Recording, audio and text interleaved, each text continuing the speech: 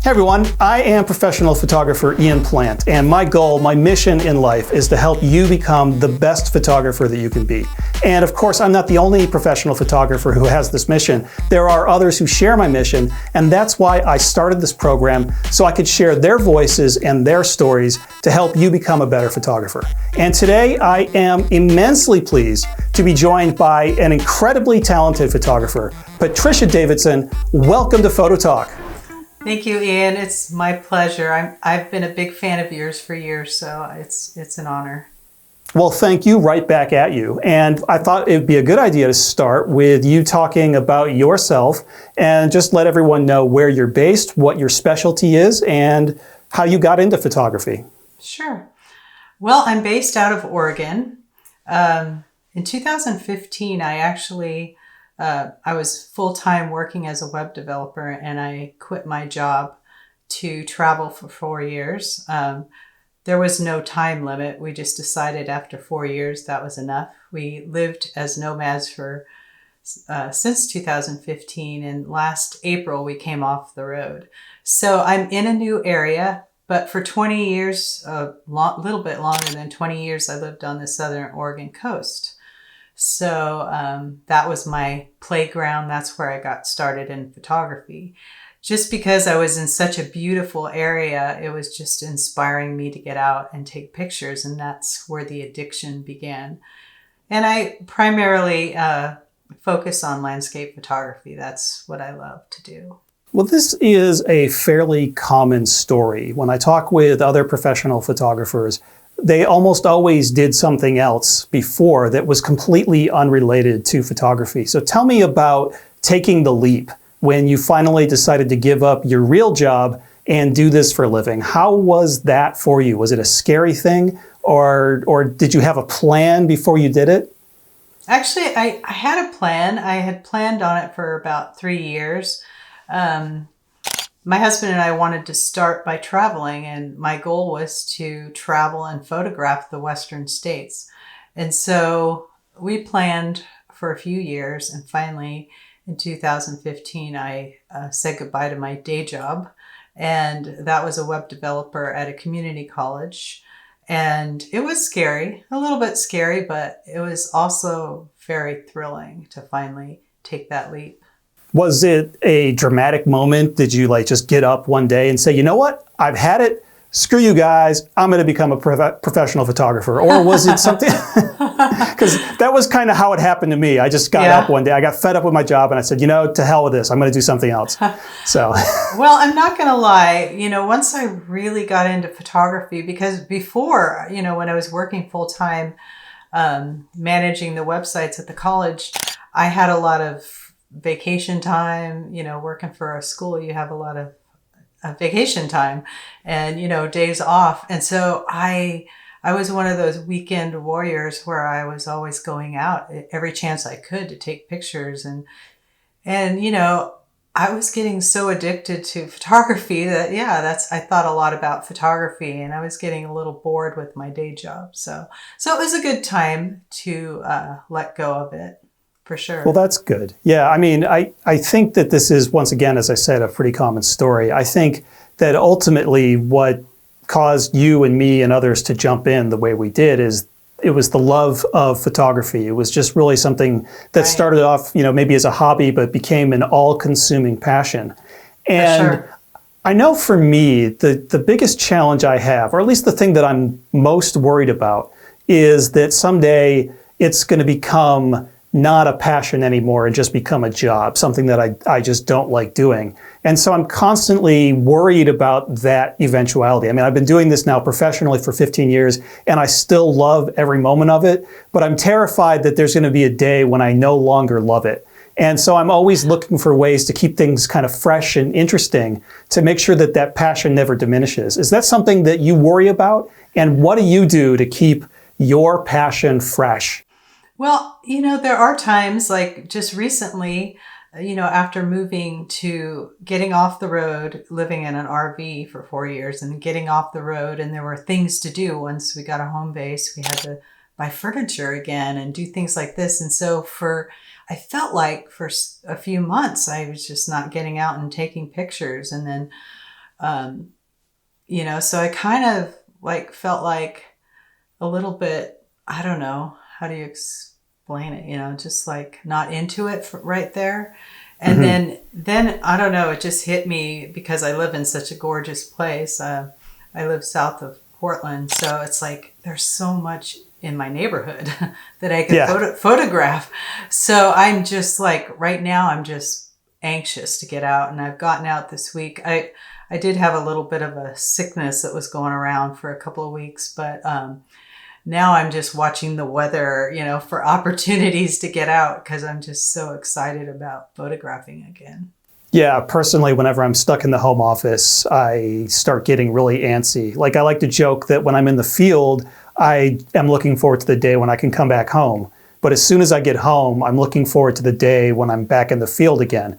And so usually, so when you were out in an RV for, like you said, 4 years, yes. What is that like? I mean, talking about your passion getting stale, I can imagine that being in an RV that long, that your passion would get as stale as everything else in your life when you're in that, like you're just in that confined space for long periods of time. I can imagine things getting really challenging. Well, at times it was. I would say that mostly the thing for me was about the second year. After the second year, we started having problems with the RV, and that's why we hung it up, because it was costing us too much, for repairs. But we were staying in areas that I didn't want to be, because we had to be in this area because we needed our RV worked on, things like that. So those kind of things just kind of drug me down a little bit. I was like, I want to get out there. I want to photograph, And so, but, living in a small space, it wasn't bad at all. You'd be surprised because we were always outdoors, So I didn't spend a lot of time inside. And in fact, I didn't process my images, and I've got a backlog I'm still working on because I didn't want to sit in an RV and, process images. It wasn't real comfortable like, an office space would be. Right. Oh, okay, so that's interesting that you've got a backlog of images. So maybe you can answer a question for me. There seems to be like this chasm between types of photographers. There is type A, which like processes their photos immediately. And then type B are the ones who are always talking about, I've got months and months of photos to process. I'm definitely type A. Like, not only do I process as soon as I can when I get home, but I process images when I'm in the field. I take photos and I have them on my computer that evening, and I'm looking at them and processing them. And I've never understood the type B photographers who get this giant backlog. So maybe you can explain to me why that happened. Well, it didn't happen before I hit the road. It was just that, I had the office space, I had the tools I needed. I didn't have as much when I was in the RV because there's a lot of things we sold. And, it just wasn't a comfortable sitting at a RV booth, working on images. So I wasn't like that before. And now, I've been working on them as I go. So it's just that there were some things that I did pick through, and I had posted those as I was going along, but there's still stuff that I need to go through, and that's just, I'm usually the type of person to get things done, so it's not usual for me. Well, I've got a 3-part question, and I'm going to give you all 3 parts at once, because if I don't, you might get one part confused with the other. So the 3-part question is, what is the craziest thing that's ever happened to you when you were in the field making photographs?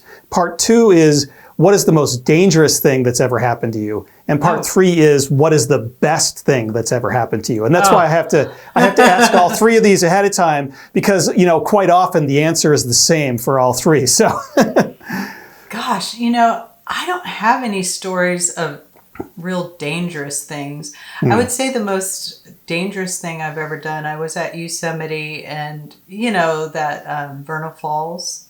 Yeah. That people die going over because they've waded in the water.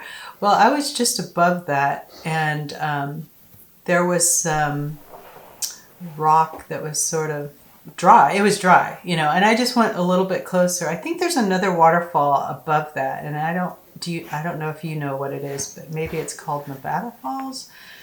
Yeah, that sounds right. But believe it or not, I've actually never been to Yosemite National Park. Okay. Oh gosh. Yeah. Well, I went there, and I got up near that waterfall to take a picture, and I was just shocked at how quickly the water changed and came up right to where my feet were. And, I'd already heard the stories about people going over the edge of, because that rock is so slick when they get in the water. And so that scared me, because I just thought, wow, things can change so quickly. So that's one thing. There's been a couple of times I got a sneaker wave on the Oregon coast, which was kind of scary because I was sort of trapped. It was during a really high tide, and I don't think it was a king tide, but it was a high tide, and a sneaker wave just came around and sort of trapped me, but luckily I didn't get swept out to sea or anything, but it just makes you, you just have to constantly, like, especially with the ocean, be watching your back. And, I tell that to people all the time, and it did happen to me. After that, I was a lot more careful, but, yeah, I'm paranoid about shooting on the coast because, I've had similar experiences. And I usually tell people that it's good to keep an eye out on things, but you have to train your ear to listen for those big waves coming in. But Absolutely. Even then, they really can't sneak up on you. Oh, and yeah. It's I've gotten to the point where now I'm paranoid. I still do crazy stuff, but I do it very cautiously.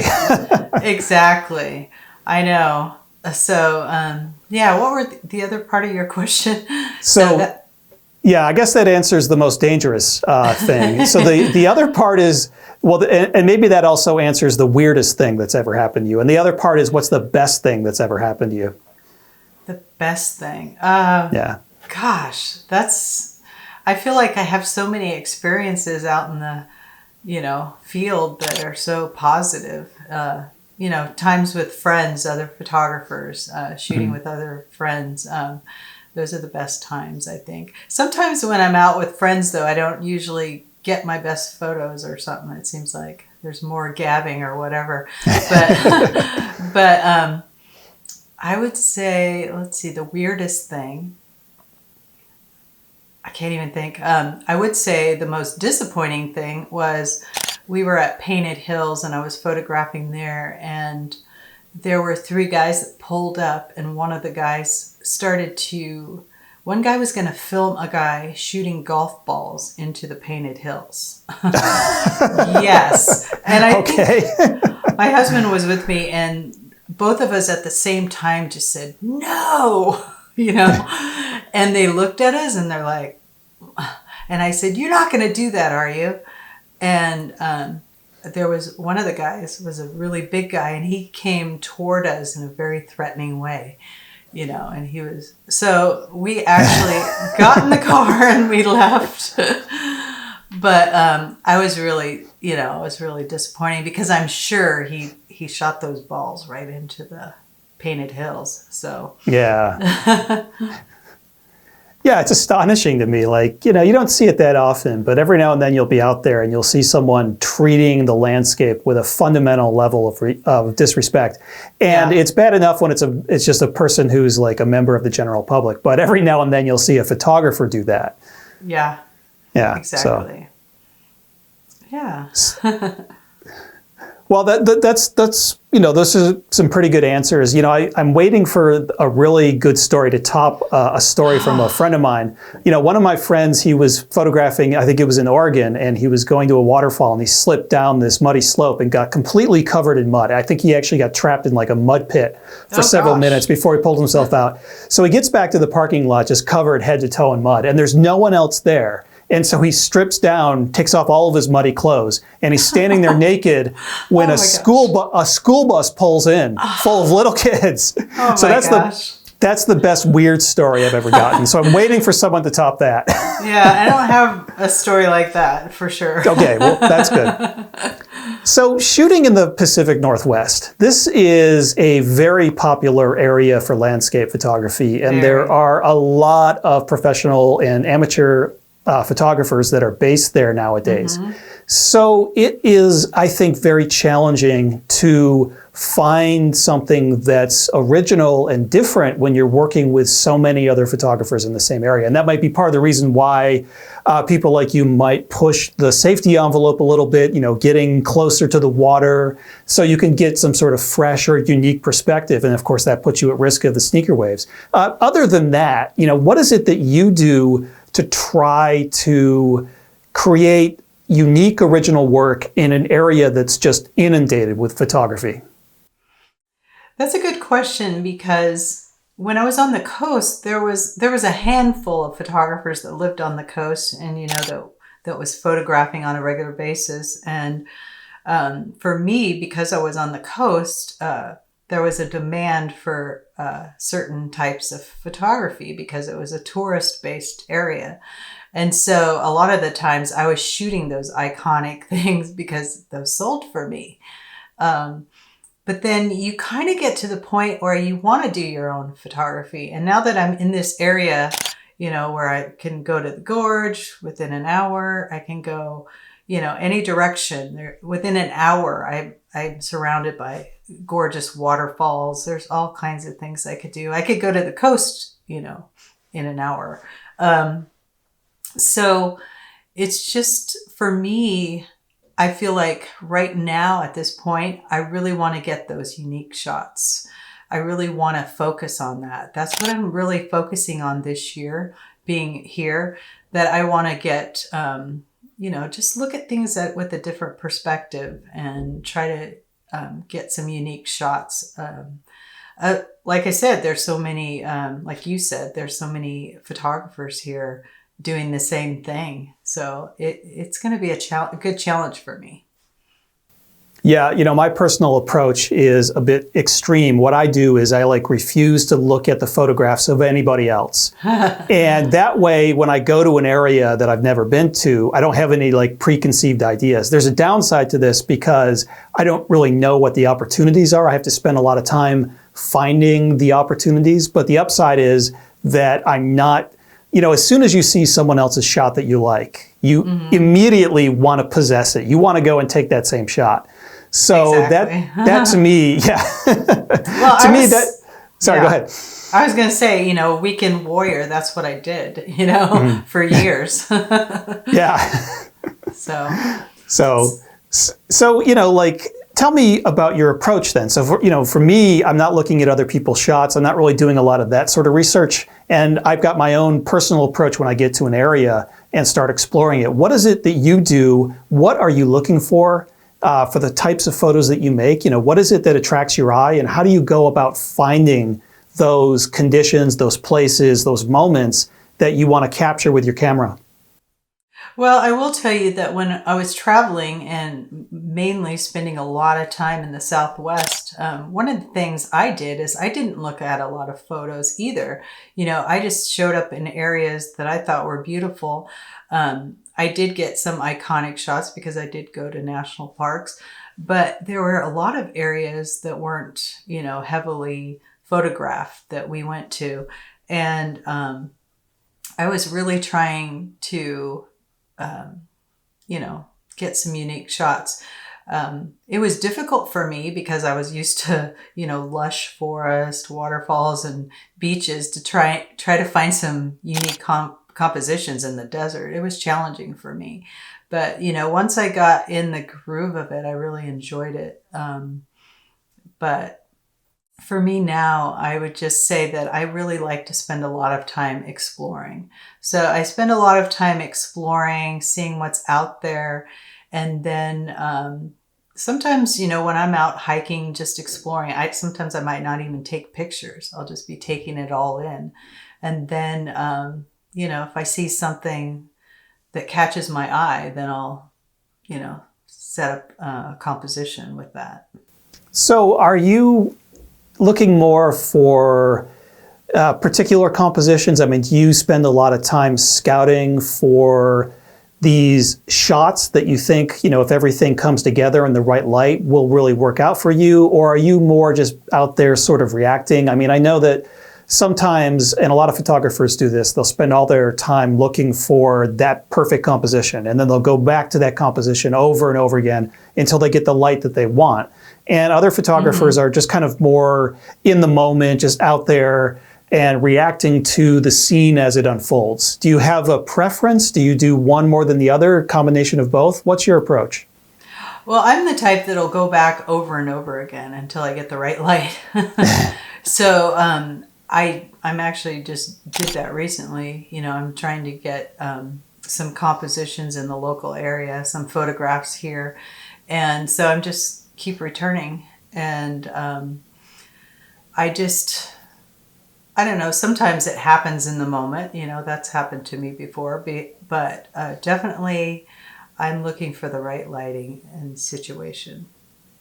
So what's the longest you've had to wait when you found a composition that you really like? Has there been one that is the white whale, the one that always gets away? Well, I was once photographing in the Palouse and just driving around, and I spotted this barn that happened to be in this really, within this wheat field, and it was just like had a little tree over it and everything. And so I spotted that, and I noticed that it was not very good light. And I stood out there for, I don't know, it seemed like almost an hour just watching the clouds, watching the lighting, and finally got the shot I wanted. But I think a lot of times you have to just wait and be patient. And I know there's some photographers that just aren't patient for that, waiting for that light. They don't want to wait, But I think you really need to a lot of the times, just to get the lighting that you want. Yeah, I mean, I've had a few compositions that I've found that I think have taken me maybe several years to finally get the shot. I mean, I know of a few that I've just gone back to over and over again. And of course, if it's not in your local area, you've got to, only fit it in whenever you're in that particular spot. So it can be a real challenge. It seems to me that you're doing a lot of shooting in the Pacific Northwest, and you've done a fair amount in the desert Southwest as well. Are there any other areas that you would like to explore? Is there anything that's on the schedule or maybe on your wish list? This year, I'm just doing a lot around the Pacific Northwest. I'm hoping to go to Colorado for some fall color.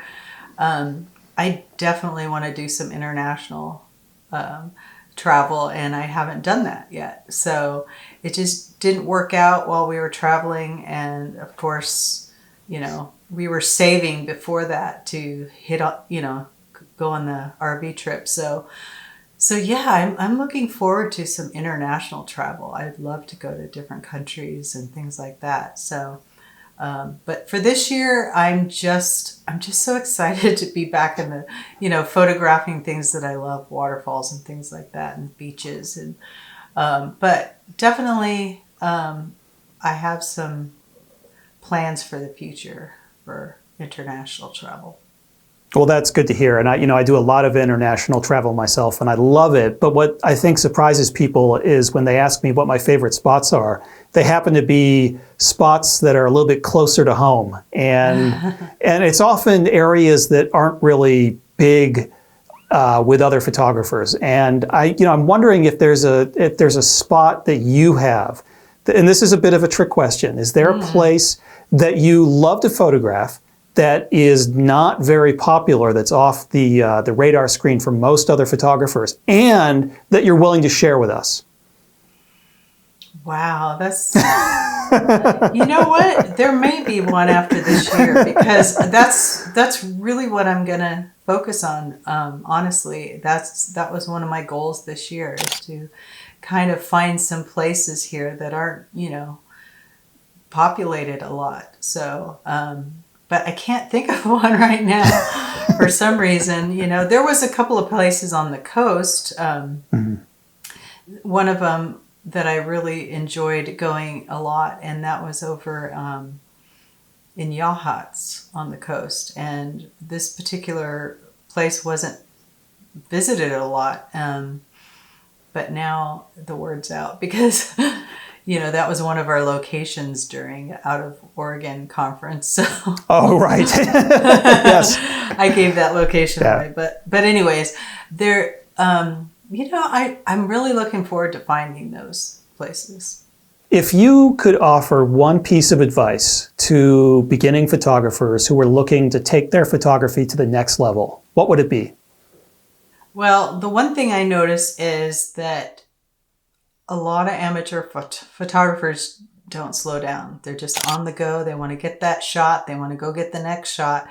And I just think that slowing down just gives you, well, if you enjoy the moment. I know when I was out, photographing the Southwest for 4 years, that was one of the things I really enjoyed. It gave me a chance to slow down. When I was working full time, I was just like everybody else, running around getting pictures. But it gave me the opportunity to stay in a place longer as well. So I could go back and for optimal light. But I would say that slow down, enjoy the moment.